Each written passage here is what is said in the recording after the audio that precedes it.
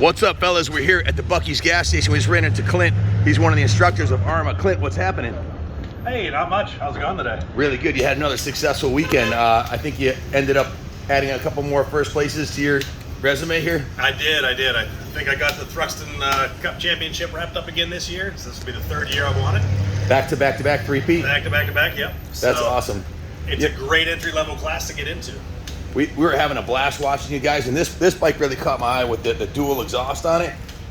And I wanted to ask you, what model years of the Thruxton do you need to purchase to get into the club, into the Ahrma Club? That stands for the American Heritage Racing Motorcycle Association. Yeah, American Historic Racing Motorcycle Association. I always get that wrong. And you have a website, right, that has all your schedules and where to go. How does somebody get into Ahrma racing? Yeah, you can go to ahrma.org and check out the schedules. They have road racing, drag racing, I think, at this point. Trials. Motocross, trials, yeah, they're kind of doing everything. Cross country, flat track as well is starting to really boom. As far as the Thruxtons go and the Thruxton Cup, I think it's a really great way for people to experience Ahrma without a lot of maybe mechanical knowledge. They can get a pretty reliable bike for a decent price and test out the waters. These bikes are both the fuel injected 865, they call them the Thruxton 900s, but they're both fuel injected. This one is a 13, I think that one's a 15. For what it's worth, and for me, it's worth a lot. They sound freaking awesome. They sound really good, and they look really cool, which is, I mean, who wants to buy a bike that doesn't sound good and doesn't look cool, right? I know, right? And they're fast and fun, and they're affordable. You can buy one of these for under $5,000 and set it up for racing, and you don't have to be super. It's not a high pressure thing. You can go out at your own pace. I saw some guys were going really fast and some guys were going slow, but the common denominator, everybody was having fun and nobody had an attitude. Everybody's coming off the track with smiles on their face, and that's what racing's all about. You guys are keeping it fun, and that's something that, if you're thinking of getting into racing, this is probably the best club in the country to get into road racing. I wanted to ask you a question. How's the racing in your class? Is it pretty close with even matched riders? It is, so the riders aren't necessarily matched, but the bikes are. Yeah. And So they do keep it really That makes it solid. tight. Right. Yeah, So it does come down to the rider. Who wants to break the latest, or maybe he was the skinniest. Right. Today I raced against a guy who was probably 100 pounds lighter than me. And That's a huge difference on the straightaway, right? It was like he was on a rocket, So it was a lot of fun, and I had to, basically outbreak him in a lot of places to be able to, get around him. If somebody wants to get into it and they're not confident enough to just go out on the track, how do they get a hold of you to take one of your classes? Well, I'm down in New Orleans, Louisiana. I teach just basic rider courses with MSF, Motorcycle Safety Foundation. How do do you coach people through getting into this type of racing, or how does someone get a coach? I can. So the guy that was on this bike actually this past weekend was a beginner rider, I think 2 years ago. And he came through my MSF course, learned how to ride, and now we got him out on track racing. So he has two different bikes he rode this weekend. He has a 675 and a Thruxton that he raced. So if I wanted to get into this, I'm an ex-pro motocrosser, this would be the best class to get in to get your feet wet, right? It's a great class with a lot of good people in it. It is really friendly. We're going to help you out. It's not going to be cutthroat. I'm guessing low maintenance on these bikes too. As far as they're not blowing up every week because they're not super tuned. Yeah, I've been racing this one I think 4 years now. Really haven't done anything. Change the oil. So 4 years of racing, 3 championships, and you're still on the same top end? Yep. So these things can take a beating then, huh? As a newcomer to the sport, it's That's better huge. to have a reliable bike you don't have to think about, and you learn how to do the racing. Learn how to because where it's the no line fun. is, braking points, all that kind of stuff. Right. Exactly. You're fixing it all the time. You're working on the bike. To me, that's a huge thing, because then you don't spend your whole week working on your bike rebuilding motors. And your bike, what did you have to do to make this thing race ready? Yeah, so it's kind of standard. What we do is change out the rotors for the brakes, put new brake pads on them. So Those are big rotors. Yeah, those are big. So Galfer helps them out a little bit with that stuff.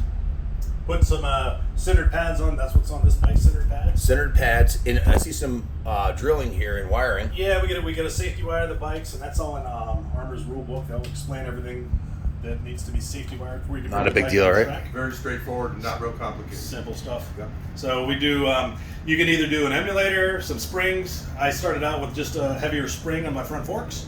Now I'm running a cartridge kit by Olin's rear shocks, and one of the One of the problems with these things is they drag a lot, and you can see on my exhaust is So you're laying this thing way down Yeah. far enough to drag a hole through your exhaust, guys. So these things handle good, and you can see the side of the tires are worn pretty bad. So you rarely see a street racer doing that, you know, and not that's on a Thruxton, right? No, that takes some confidence, you know. No chicken strips there. Look at And- it. Balls of rubber coming off the side of the tire. And guys, these are not your stock shocks. This thing isn't dragging because it's low to the ground, because you've raised the clearance on this thing. How much longer than stock are those shocks?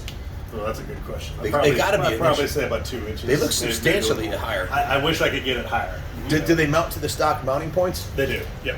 And actually, these are, I think, Harley Davidson. So you don't have to change the frame or suspension. You just bolt on a set of shocks, put it in a cartridge kit, put some bigger rotors on, some clip-ons if you want. I probably wouldn't want them, 'cause I'm too old and I don't want to bend over that much if I don't have to. And you might like some motocross power. yeah, that'd be perfect for me. And a pipe too, right? Yep. What pipe do you recommend? So that one's a British Customs on that one, and over here we got a shark pipe. Just do some research, see what's going to give you the most horsepower. What do you run for tires? Are you run different tires at different tracks, or is it pretty much the same? Yeah, so with Ahrma this past year, Bridgestone came out and started sponsoring the organization, and now they do contingency. So Wow. I run Bridgestone, and I can Get paid. Get some money back. So. That's cool. So it's amateur racing, but you can actually make some money. Make some money. Yep. And are there different classes in the Thruxton? Is there a novice, amateur, expert, or is everybody scored together? No, it's all scored together, and a lot of the guys, what I used to do is I'd run the Thruxton Cup, and then I'd also run the Battle of the Two Twins race. With this one here? So with this one, you can run 2 classes with you it. can run more classes, but you're just going to be kind of outmotored on most everything else. So you could, and it's 2 races per class per day? 2 per day. So you can do 4, in racing we call it motos. I don't know, what do they call it in road racing? Is it Races. Races, okay. Yeah. So you do 2 races per class. So if you sign up, you could ride this same bike in 4 classes, and technically, as far as I can see, as long as you had a headliner, you could probably ride this on the street too, right? You could, yeah. Yep, you could plug your tail light back in it, pull your number plate off, and ride it on the street. Yeah. That's cool. Very cool. Any words of wisdom for someone looking to get into this type of racing? Don't let life pass you by. Get out there and do it.